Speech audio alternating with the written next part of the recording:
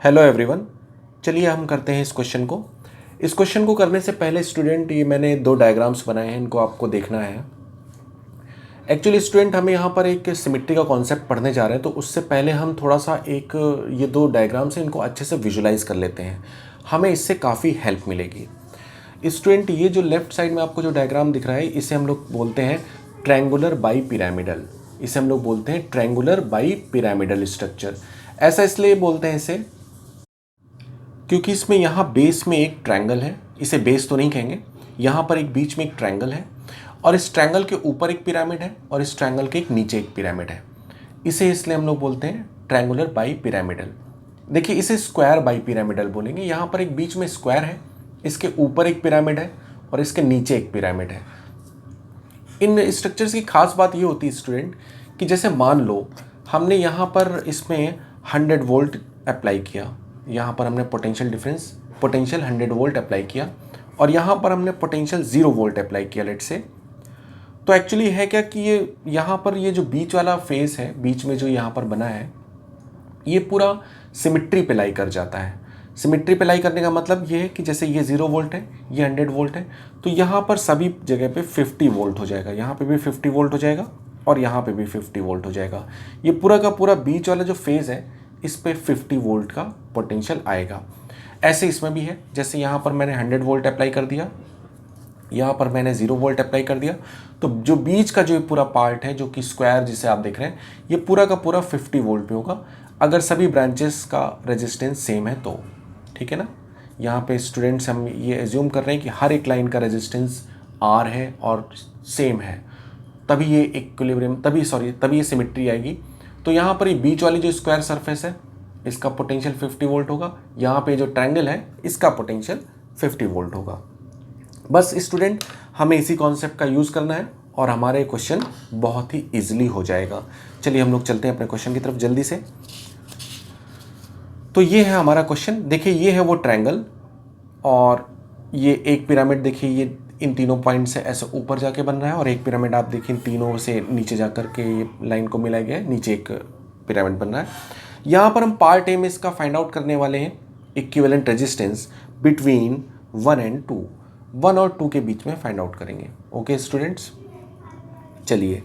तो यहाँ पर मैं क्या करता हूँ, 1 और इसका दोबारा डायग्राम बनाता हूँ ताकि हमें इजली विजुलाइज हो सके। तो मैं सभी को रेजिस्टेंस R से लिखूँगा।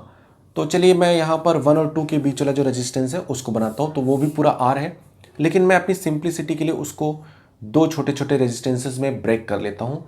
ऐसा क्यों कर रहा हूँ आपको थोड़ी देर में अभी पता चल जाएगा। R/2 ये मैंने स्टूडेंट्स 1 और 2 का बना लिया है। ठीक है। इसके अलावा अब मैं यहाँ 1 से 4 और 4 से 2 का बनाऊँगा। तो ये हमारा 1 से 4 तक का, और ये 4 से 2 तक का। ओके, ये भी दोनों R है। इसके अलावा मैं बनाऊंगा एक 152 भी, तो ये हमारा 5 हो गया, और ये हमारा 5 से 2 के बीच में एक, ये भी R है। सभी R है तो बार बार लिखने की ज़रूरत भी नहीं है हमें। और एक 132 का, तो ये हमारा 3 हो गया 1 से, और ये हमारा 3 से 2 भी बन गया। ओके, ये हमारा पूरा सर्किट डायग्राम बन गया। अभी हमने कुछ छोड़ दिए हैं, कुछ रेजिस्टेंसेस अभी हमारे नहीं बने हैं।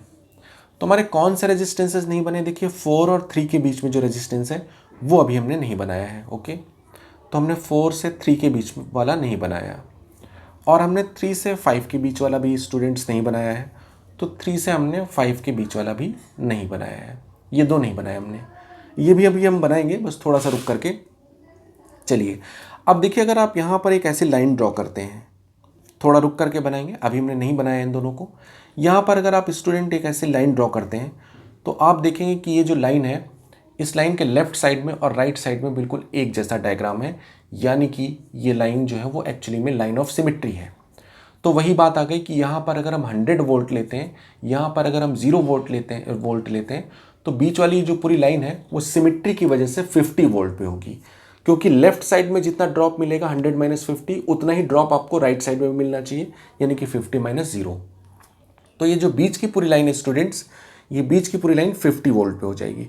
अब इस तरह से सोचिए कि अगर मैं 4 और 3 और 5 को बना भी दूँ, 4 और 3 को ये बनाऊंगा और 3 और 5 को ये पूरा बनाऊंगा, अगर मैं इसको ड्रॉ भी कर दूँ तो कोई फ़र्क नहीं पड़ना है, क्योंकि उन रजिस्टेंसेस को कोई पोटेंशियल डिफरेंस नहीं मिलने वाला है स्टूडेंट। या मैं ये सीधे से बोल दूँ कि अगर मैं यहाँ पर देखूँ तो वो जो रजिस्टेंसेज हैं ये दोनों, ये जो लाई कर रहे हैं वो प्लेन ऑफ सिमिट्री पे लाई कर रहे हैं। यहाँ पर बनेगा ना प्लेन ऑफ सिमिट्री, उस पे लाई कर रहे हैं, तो उनका कोई यूज़ नहीं होगा। बिल्कुल वैसे ही जैसे मैंने बताया था, यहाँ पर ये 0 वोल्ट और ये 100 वोल्ट अप्लाई किया है, तो यहाँ पर इन रजिस्टेंसेस का कोई भी मीनिंग नहीं होगा इन तीनों का, क्योंकि इन तीनों को कोई भी पोटेंशियल डिफरेंस नहीं मिल पाएगा। ये प्लेन ऑफ सिमिट्री पे लाई कर रहे हैं। यहाँ पे भी सिमिलरली इन 4 रजिस्टेंसेस को कोई भी पोटेंशियल डिफरेंस नहीं मिल पाएगा, वो प्लेन ऑफ सिमिट्री पे लाई कर रहे हैं। तो वैसे ही यहाँ पर भी आप इनके बीच में प्लेन ऑफ सिमिट्री ऐसे वर्टिकल जाएगा, तो इस प्लेन ऑफ सिमिट्री पे लाई कर रहे हैं ये रेजिस्टेंसेस, तो इनका कोई भी मीनिंग नहीं है। यानी कि हमारा डायग्राम ऐसा बन गया है। अब इसको हम बड़ी आसानी से कर देंगे स्टूडेंट्स। ये ऊपर वाली ब्रांच में बना 2R, इसके नीचे वाली ब्रांच में भी बना 2R, और इसके नीचे वाली ब्रांच में भी बना 2R, और एक 1 और 2 के बीच में R वाली ब्रांच तो है ही पहले से ही।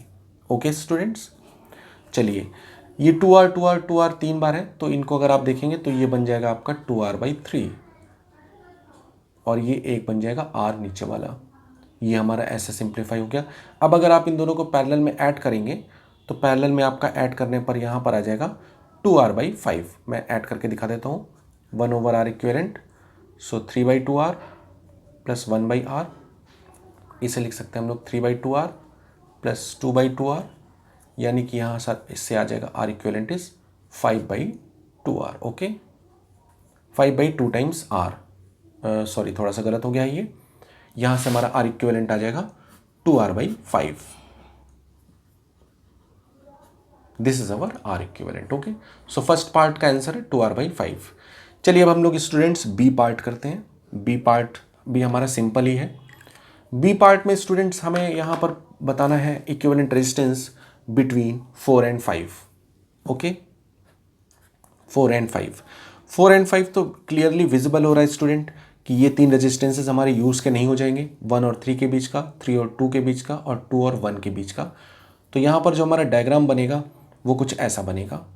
4 से 3 रेजिस्टेंसेस बाहर निकालने हमें, पहला, दूसरा और तीसरा, और यहाँ पर हमारे पॉइंट से 1 3 2 जिनके बीच वाले रेजिस्टेंसेस यूज़फुल नहीं है तो उन्हें हटा दिए हमने, और बाद में ये तीनों रेजिस्टेंसेस ये और ये बन गए, और ये हमारा एग्जिट पॉइंट हो गया। ये हमारे दोनों टर्मिनल्स हो गए। तो ये भी बड़े आसानी से हो जाएगा स्टूडेंट्स। अगर आप देखो तो यहाँ पर हर ब्रांच में आप देखो तो 2 R के रेजिस्टेंसेस हैं, तो सभी में 2R है। तो इसको मैं वापस ऐसे बना देता हूँ, इसमें सभी 2R हैं क्योंकि ये R और R सीरीज़ में, इसमें ये R और ये R सीरीज़ में, इसमें ये R और ये R सीरीज़ में। तो अगर तीनों में आप देखोगे तो 2R के 3 रेजिस्टेंसेस हैं जो कि पैरेलल में है। तो अगर आप इसका R इक्विवेलेंट देखोगे तो डायरेक्टली आप लिख सकते हो 2R/3। तो इस तरह से स्टूडेंट्स आपके पार्ट ए और पार्ट बी के आंसर आ चुके हैं। पार्ट ए का आंसर है 2R/5 और पार्ट बी का आंसर है 2R/3। अच्छे क्वेश्चंस के लिए हमें ऐसे ही हमारी वीडियोज़ लाइक करते रहिए। Thank you, bye bye.